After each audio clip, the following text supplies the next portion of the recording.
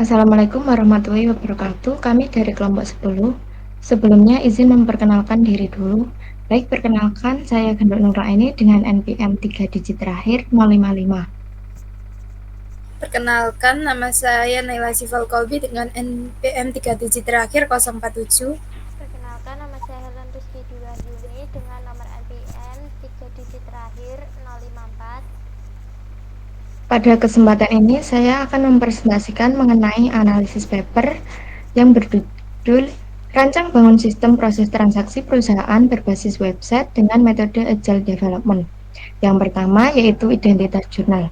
Paper ini berjudul Rancang Bangun Sistem Proses Transaksi Perusahaan Berbasis Website dengan Metode Agile Development, ditulis oleh Hendra Yulia Wahyuningsih dan Fernandi Mahendra Susila, diterbitkan di Jurnal Prasisco Vol 11 nomor 1 pada Maret 2024. Metode yang digunakan adalah Agile Development Adaptive Software Development atau ASD. Yang kedua yaitu pendahuluan. Perusahaan masih menggunakan transaksi manual sehingga muncul kendala, yaitu tidak adanya booking unit, sulit tracking stok, dokumen kurang detail, dan rekap lambat. Solusinya adalah sistem transaksi berbasis web dengan metode Agile ASD yang fleksibel dan adaptif. Yang ketiga yaitu ringkasan paper. Tujuannya yaitu membangun sistem transaksi berbasis web yang efisien. Metode yang digunakan yaitu Agile Development ASD. Dengan Action Research, toolsnya yaitu menggunakan Figma, React.js, Bootstrap, Golang, PostgreSQL, dan Postman. Kesimpulannya yaitu sistem meningkatkan efisiensi dan akuransi. Metode Agile ASD terbukti efektif. Yang keempat yaitu studi kasus. Diterapkan pada perusahaan dengan proses manual. Sistem dirancang berbasis web dengan dashboard, use case diagram, flowchart, serta mockup dari Figma. Yang selanjutnya yaitu faktor pendukung dan hambatan. Pendukungnya yaitu metode Agile ASD, tim solid, tools modern, dan feedback pengguna. Hambatannya yaitu waktu terbatas, fitur belum optimal, akses server terbatas, uji hanya black box. Selanjutnya yaitu kelebihan dan kelemahan. Kelebihannya yaitu metode adaptif, dokumentasi desain flowchart, aplikatif pada masalah nyata. Kelemahannya yaitu tidak adanya IRD atau class diagram. Evaluasi terbatas, studi kasus hanya satu perusahaan. Yang ketujuh yaitu review dan saran. Perlu penambahan IRD atau class diagram. Uji luas yaitu usability, load security, fitur laporan otomatis, integrasi sistem lain, dan dokumentasi teknis lebih detail. Yang terakhir yaitu kesimpulan. Sistem web meningkatkan efisiensi dan akurasi transaksi. Agile ASD efektif, namun pengembangan lanjutan masih diperlukan. Yang terakhir yaitu referensi bisa dilihat pada yang tertera. Selanjutnya akan dilanjutkan oleh rekan saya.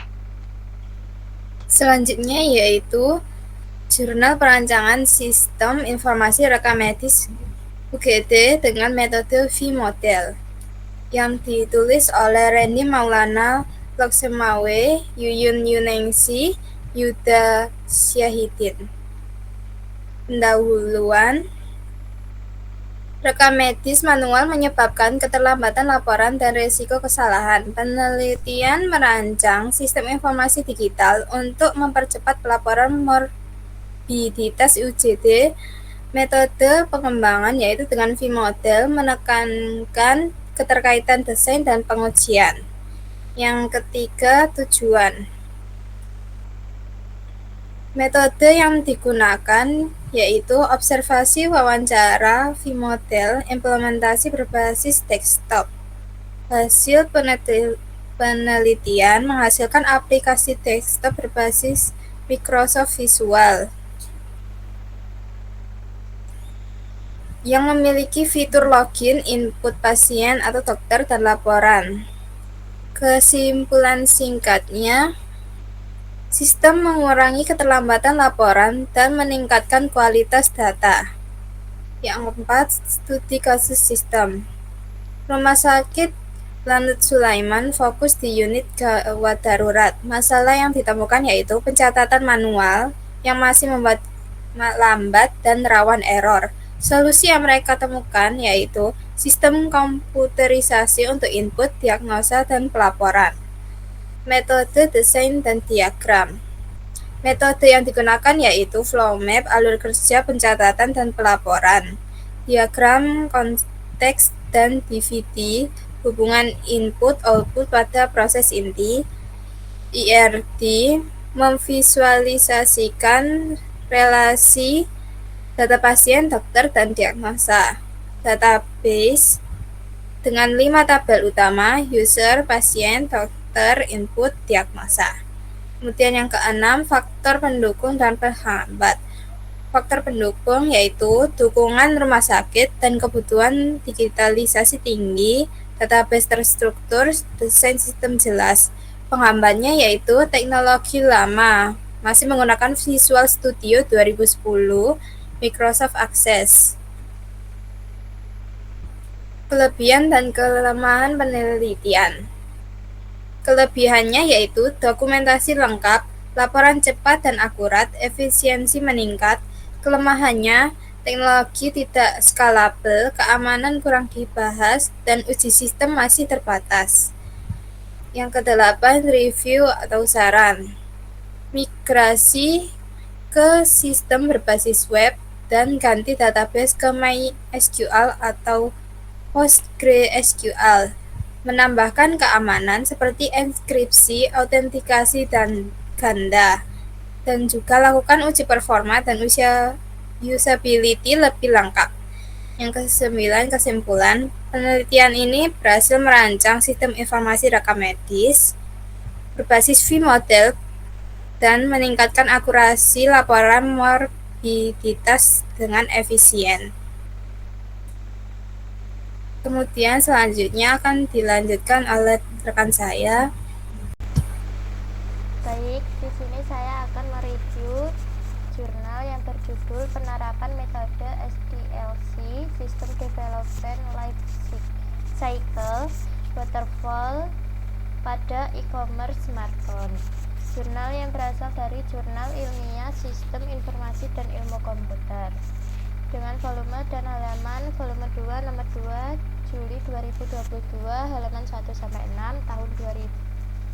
tahunnya 2022 dengan penulis Ilham Tri Maulana Universitas Muhammadiyah Sukabumi. Nah, di sini yang pertama yaitu pendahuluan, di mana paper ini membahas permasalahan yang dihadapi sebuah toko smartphone di Sukabumi. Toko tersebut masih menggunakan cara konvensional dalam promosi, yaitu dengan membagikan brosur fisik serta melakukan pencatatan stok dan laporan penjualan secara manual. Cara ini dinilai sangat tidak efektif, terutama pada masa pandemi COVID-19 yang membatasi kerumunan. Oleh karena itu, penulis berupaya membangun sistem e-commerce yang mempermudah promosi, transaksi, serta pengelolaan stok dan laporan penjualan secara digital. Selanjutnya yaitu ringkasan paper, di mana tujuan penelitian ini adalah merancang sebuah sistem e-commerce berbasis web agar promosi dan penjualan smartphone dapat dilakukan lebih efisien. Metode yang digunakan adalah SDLC model waterfall yang mencakup 5 tahap, yaitu perencanaan, analisis, desain, implementasi, dan pemeliharaan. Terus untuk hasil penelitian berupa sistem e-commerce dengan 3H akses, yaitu owner, di mana dia dapat meninjau data dan laporan penjualan; admin, yang berfungsi mengelola stok barang, data pengguna, serta membuat laporan; dan ada customer yang dapat melakukan transaksi online setelah melakukan registrasi. Kesimpulan singkatnya dari paper ini adalah bahwa sistem e-commerce tersebut mampu meningkatkan aktivitas promosi, memperluas jangkauan penjualan, dan mempermudah pengelolaan toko. Untuk studi kasusnya dan desain sistem adalah studi kasus. Penelitian ini dilakukan pada sebuah toko smartphone di Sukabumi. Pada tahap desain, penulis menggunakan UML. Salah satunya adalah use case diagram yang menggambarkan interaksi owner, admin, dan customer dengan sistem. Selain itu juga ditampilkan rancangan antarmuka berupa halaman login, beranda, dan halaman khusus admin serta owner. Selanjutnya adalah faktor pendukung dan hambatan, di mana penelitian ini didukung oleh teknologi PHP dan MUSQL serta kebutuhan nyata dari toko yang ingin beralih ke sistem digital. Namun terdapat hambatan antara lain kebiasaan promosi manual yang sudah melekat, belum adanya sistem komputerisasi sebelumnya, dan ruang lingkup penelitian yang hanya mencakup satu toko. Selanjutnya ada kelebihan dan kelemahan, di mana kelebihan penelitian ini adalah penggunaan metode SDLC waterfall yang sistematis, sistem e-commerce yang dapat diakses kapan saja, serta adanya perancangan UML yang jelas. Sedangkan kelemahannya adalah cakupan yang terbatas pada satu toko saja, sistem yang hanya fokus pada smartphone, serta kurangnya pembahasan mengenai aspek keamanan data. Selanjutnya ada review dan saran. Menurut kami, penelitian ini cukup baik dan menunjukkan penerapan metode SDLC waterfall.